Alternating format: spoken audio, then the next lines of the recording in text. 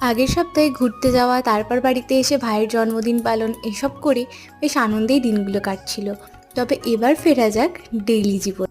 সকালবেলার টুকটাক কাজকর্ম সেরে চলে গেছিলাম রান্নাঘরে। কালো জিরে আর লঙ্কা ফোড়নে দিয়ে এভাবে থোড় ভাজা খেতে তোমরা কারা কারা ভালোবাসো আমায় কিন্তু অবশ্যই জানিও।